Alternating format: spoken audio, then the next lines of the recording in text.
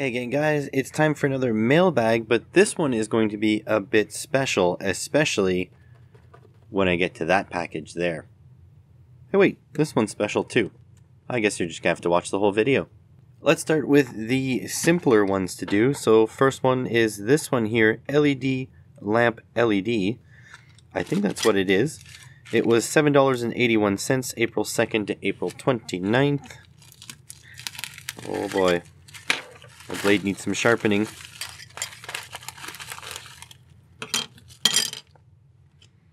Oh man, these things are all contorted into a banana. That's actually not too bad. So what these guys are is driverless LEDs.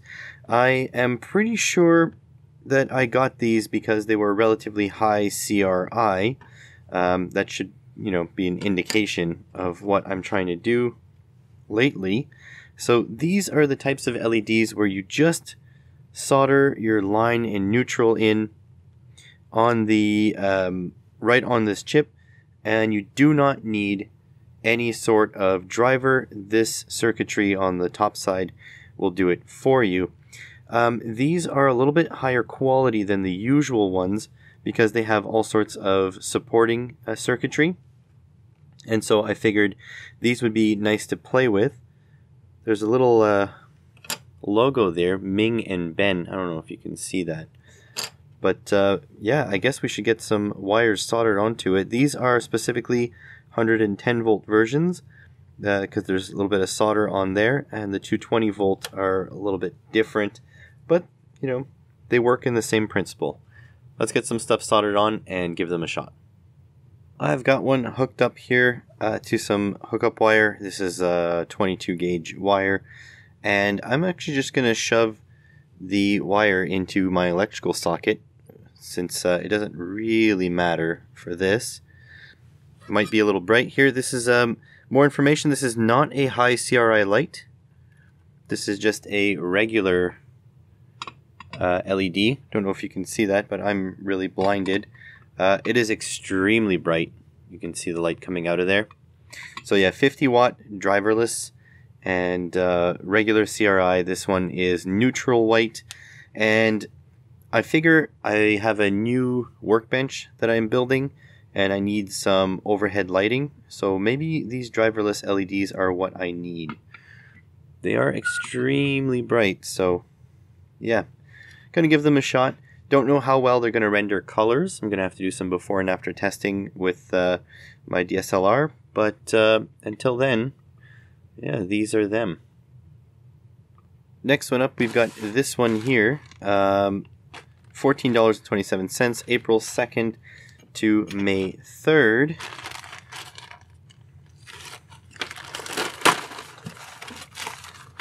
A little bit more than I typically spend, obviously, on mailbag items, but this one has a special reason, mainly because we are now in May.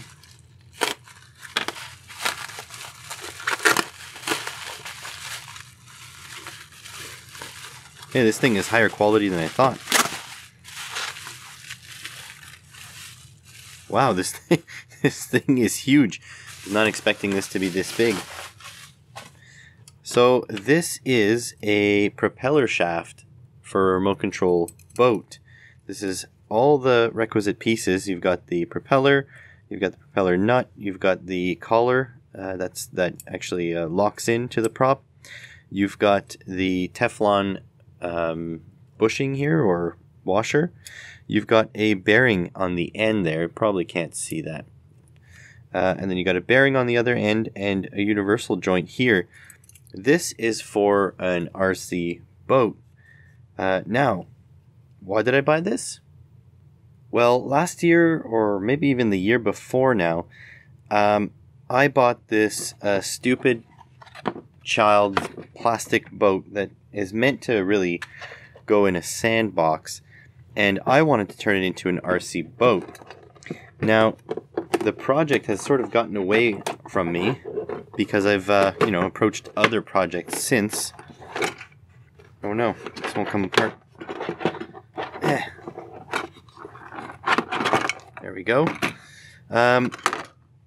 But yeah, I decided to forego my custom built shaft here, which probably won't come out. I think it will actually. No, it won't. It's stuck because it has a lot of drag. It's two brass tubes, one inside the other. I filmed this, but I had a problem with audio, so it's not released. But yeah, I built a custom drive shaft here, and I just wasn't happy with it. And if I'm not happy with the project, I'm not going to want to do it. So I'm thinking of replacing that with this guy. This is already set up, and I already have my motor mount. I don't have very much left to do to get this on the water if I want to do it, you know, the way I was not envisioning it. I wanted to make my own radio receiver, my own radio, my own speed controller and stuff like that. I think I'm just going to have to get this thing in the water and then worry about making it better later. So yeah, if you guys are looking forward to seeing this ridiculous children's boat motoring along, let me know in the comments below, and I will put a little bit more priority on this project. But if you guys don't really care about it, then I'll work on my other projects. I've got plenty of them. Should we do one of the intriguing ones? Yeah, buckle in. This one is going to be a big one. So, this one here specifically, $5.74, plus $4.36, April 28th to May 3rd. So, this doesn't come from eBay. Going to make sure my information is not anywhere. This comes from a Canadian company called Prime Cables. I know it sounds a little bit like Amazon, but it isn't. So, oh, this one's in a Ziploc. Okay, so this one here, that's 2 1/4-inch mono jacks with a 1/8 inch TRS stereo jack, so it's an adapter. And then this one here is probably the one I wanted the most. Yeah, so this is 2 mono 1/4-inch jacks to 1 tip ring sleeve stereo, stereo jack 1/4-inch. And these are for a reason. I bought these from a company called Prime Cables, Canadian version of Monoprice pretty much. And these are for a mixer. Which mixer? This mixer. This is a Behringer Xenix 1002 FX audio mixer. This I bought used locally for a fraction of what they are new. I got a good deal on it. And I had to buy this mixer because I have upgraded some podcasting gear. I need these cables here to go from the main out there into a USB audio interface on my PC so I can use my new mic for podcasting. Which mic did I buy? I'm glad you asked. I bought this Rode pod mic because it was on sale, so I paid just over $100 for this. This was used, so not that much, and then cables. And I also had to buy an XLR cable to go in the back of this pod mic here. When you start buying pro gear, they don't come with accessories, like none. So what was in the box for the pod mic is this. That's it. So yeah, this will go into here. So from this into here, I can control my equalizer here. Then this thing will have gain for the mic, level for the channel, level for overall, and then come out into my PC, which has a final gain adjustment on the audio interface. I can add effects if I want to, but I don't really want to. I have to set up this EQ to be able to sound, like a podcaster. I can even have my headphones monitoring this specifically, or I can have my headphones monitoring a mix coming out of the PC. All this to say that, yeah, I spent some money on the podcast. The podcast is something that I want to continue and to grow. I always have interesting guests on. You guys should check out the podcast. But, yeah, let's see if I can give you a little bit of an audio sample, and hope all these purchases made sense. Next one up, this one here off of Amazon. This is for a project that I want to do real quickly. It's going to be one of these like a one-day type projects because yeah, I have a need for these, an immediate need. That's why I ordered them from Amazon. But in fact, they were cheaper than AliExpress. But already, do you see that? This thing is open. What in the tarnations? Well, these have been used because I see that they've been plugged and this thing has been opened. Interesting.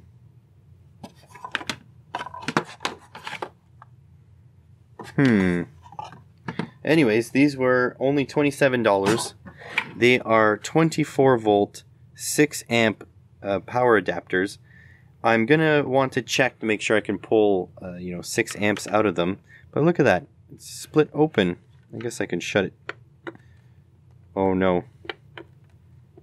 Maybe there's something inside that's broke. Well, I guess we're finding out now. Might have to send these back to Amazon. They've been sitting on my shelf here for like a week or two because I haven't gotten around to actually start the project that I need this for.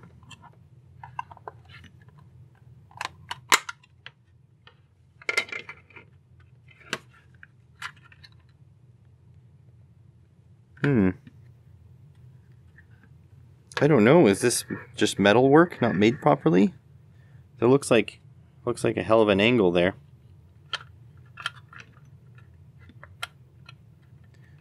I'm really not sure. Because yeah, look, it seems to stick up. It's like they cut it wrong. Well, I mean, oh, snap down now. Maybe it needed to snap down. Oh, like over the edge here? Maybe. I don't know. But anyways, I'm going to have to give these guys a test. I do have a load tester, which is good. So I am going to put it through its paces. But yeah, basically I've got those buck converters 1 or 2 mailbags ago. Oh wow, this is not giving me confidence. I might have to test these and think about sending them back. But anyways, I have those buck converters a few mailbags ago, and that's what these things are for. Supply 24 volts, and that buck converter will regulate it down to what I need them for. And they're not for LEDs, actually. They're for something a little bit more novel. And so I'm going to build them with this to prove the concept. And yeah, if these things can't handle the current, then I'm going to have to send them back because I really need the 24 volts 6 amps. So this was a 2-pack for $27. Much cheaper than AliExpress, but I will link to some AliExpress listings in the description. Now let's see if one catches fire if I just plug it in. I don't think it will, but who knows.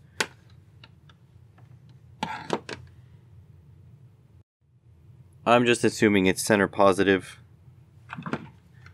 Contact. Ooh, that fits really loose. Yeah, 24.8. That will work absolutely fine. I just need to make sure that if I put a load on it, it's not gonna poop the bed, so to speak. But yeah, that's for another video. And for the final package, this is actually from one of you folks.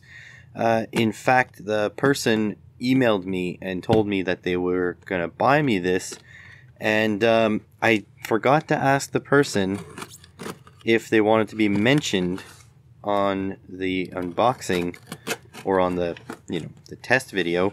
So if that person wants to reveal themselves in the comments below, they can do so. And if they don't want to, then they won't.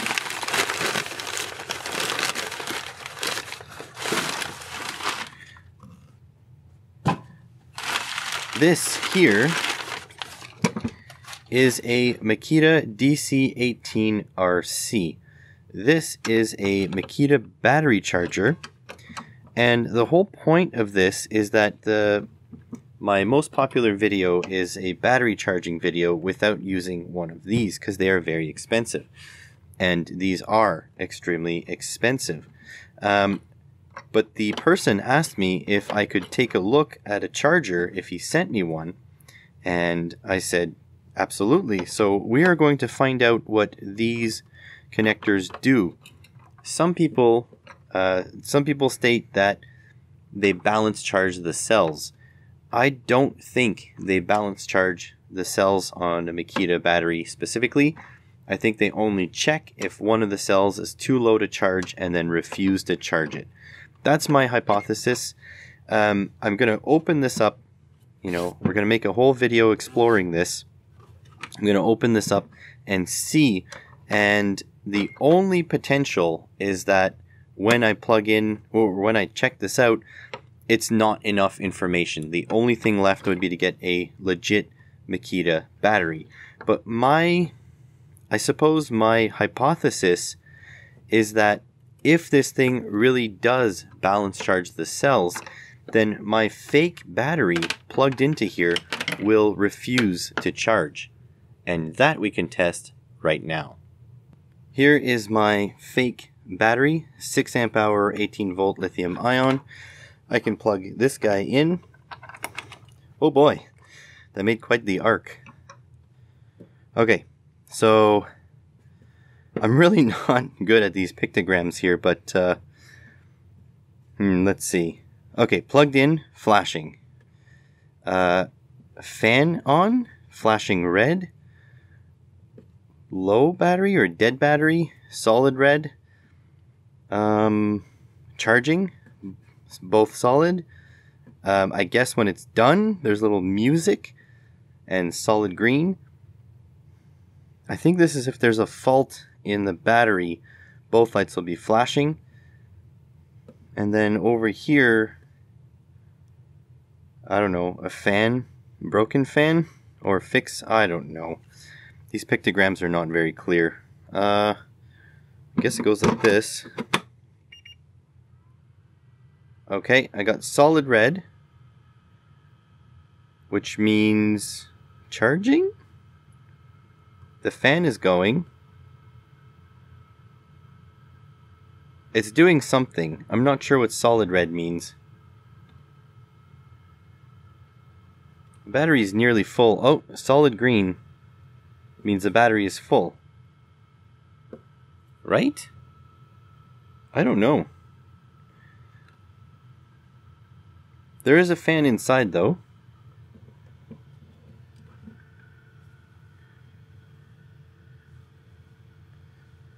I mean, it's not doing much.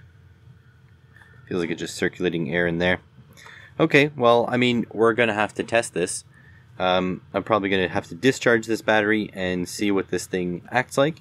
Then we're going to open it up and see what the circuitry is all about. And so this is it for today's mailbag video. I would like to thank the mystery benefactor for sending in the Makita charger. And I'd also like to thank my Patreon patrons, because it's thanks to you guys that I can buy this stuff, and especially the podcast upgrades, because they're quite expensive and the podcast is just a money and a time sink at this point. If you're wondering how to support the channel without spending any money on me, you can always use my affiliate links found in the description below. And for all you viewers, I also appreciate you guys, and everyone, thanks for watching.